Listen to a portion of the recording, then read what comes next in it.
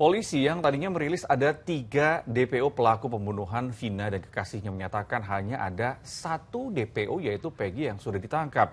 Hal ini membuat publik bertanya-tanya mengapa tiba-tiba 2 DPO lainnya dinyatakan tidak ada.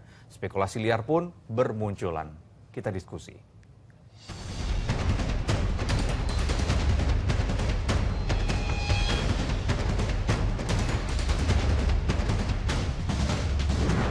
Delapan tahun berlalu, namun teka-teki kasus pembunuhan Vina belum juga terpecahkan. Bukan semakin terang, kasus ini justru semakin terasa janggal. Bagaimana tidak, polisi yang sebelumnya merilis 3 nama DPO, tiba-tiba mengubah menjadi 1 nama DPO saja. Belum lagi Peggy Setiawan alias Peron, ini mengatakan rela mati dan menyangkal semua tuduhan polisi terhadap dirinya. Apa yang sebenarnya terjadi? Saya Dana Pramita, kita diskusi. Yang memukul korban Rizky dan korban Vina menggunakan balok kayu, kemudian membonceng korban Rizky dan korban Vina menuju TKP bersama dengan saksi. Memukul korban Rizky menggunakan balok kayu, lalu memperkosa korban Vina dan membunuh korban Vina dengan cara dipukul menggunakan balok kayu. Polda Jawa Barat mengungkap peran Peggy Setiawan alias Peron yang berprofesi sebagai kuli bangunan dalam kasus pembunuhan Vina dan kekasihnya, Muhammad Rizky atau Eki. Untuk kali pertama, Peggy Setiawan alias Peron akhirnya dimunculkan ke publik. Namun yang menjadi pertanyaan, mengapa butuh waktu sampai 8 tahun untuk menangkap sosok Peggy? Pasca kejadian, PS ini kemudian meninggalkan kampung halamannya. Dia pergi ke Katapang sebagaimana tadi dijelaskan oleh Pak Kabid Humas. Di sana dia tinggal satu kos bersama ayah kandung dan ibu tirinya. Demikian juga nama sudah diganti, bukan lagi PS tetapi menggunakan nama Robi. Yang tak disangka-sangka, dalam waktu yang bersamaan, Peggy berani membantah semua tuduhan polisi terhadap dirinya.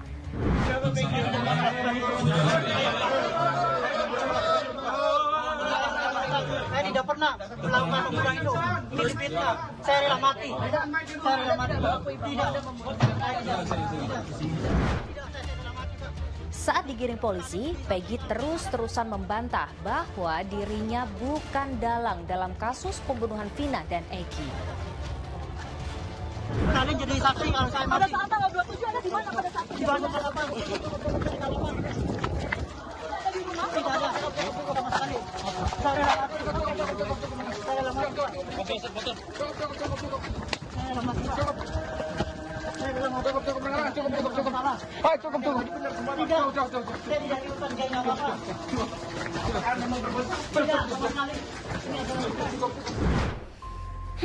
Rilis polisi justru menambah daftar kejanggalan dalam kasus Vina. Polisi mengatakan bahwa bukan 3 DPO, melainkan hanya ada 1 DPO saja, yakni Peggy Setiawan.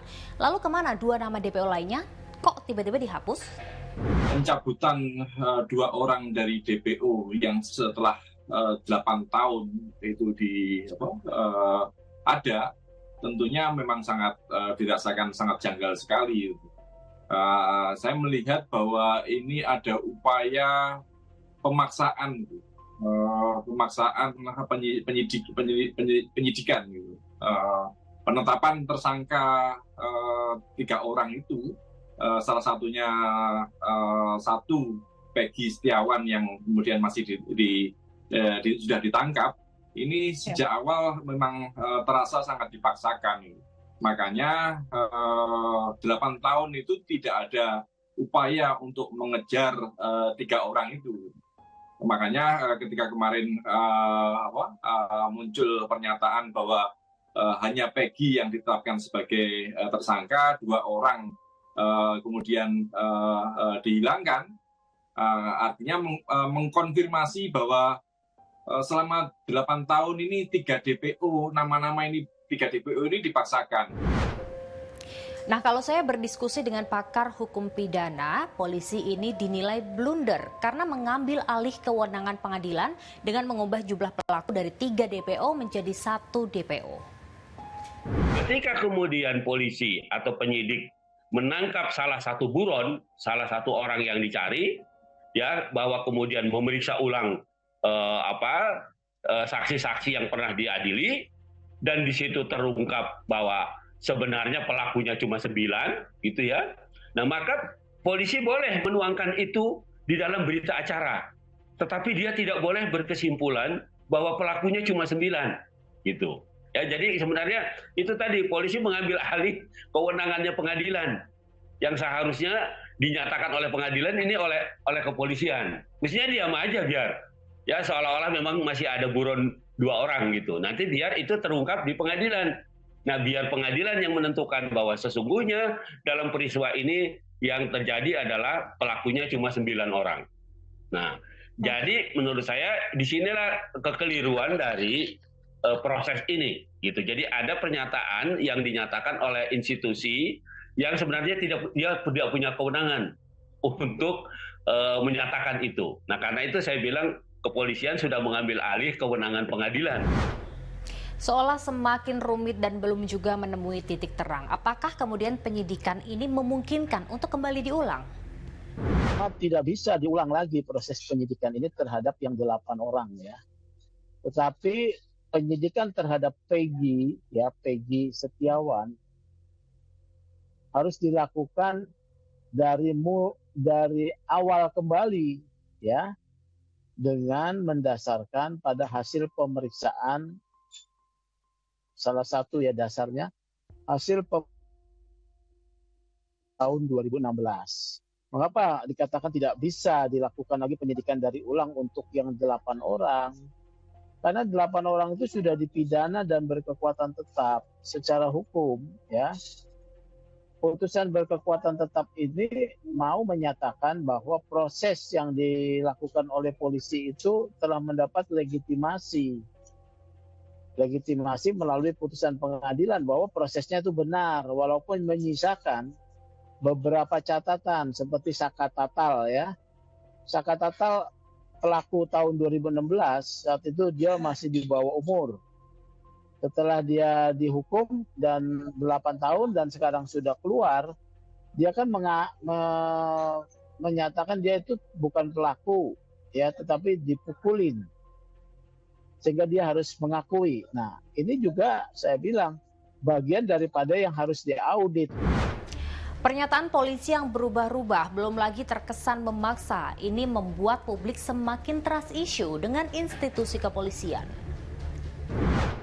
Sangat aneh ya, penyidik kepolisian itu diberikan kewenangan negara untuk melakukan penegakan hukum secara profesional. Tentu tidak bisa main-main dengan hak asasi manusia, hak asasi masyarakat. Dengan penetapan yang berubah-ubah, tentu ini akan mencederai hak asasi manusia. Siapa yang benar, siapa yang salah, tentu harus bisa dipertanggungjawabkan secara ilmiah. Makanya penyidikan oleh kepolisian itu harus cermat, harus objektif.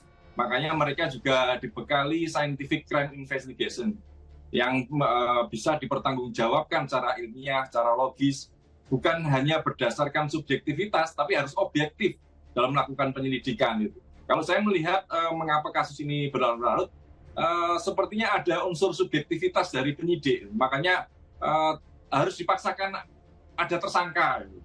Makanya pernyataannya terus berubah-ubah. Warganet dibikin tambah bingung dengan kelanjutan kasus pembunuhan Vina dan juga Eki. Spekulasi liar pun bermunculan, mulai dari salah tangkap, asal tangkap, sampai keterlibatan anak pejabat. Yang pasti kita harus kawal bersama-sama agar kasus ini menemui titik terangnya. Gimana menurut kalian? Kita lanjut diskusi di kolom komentar ya.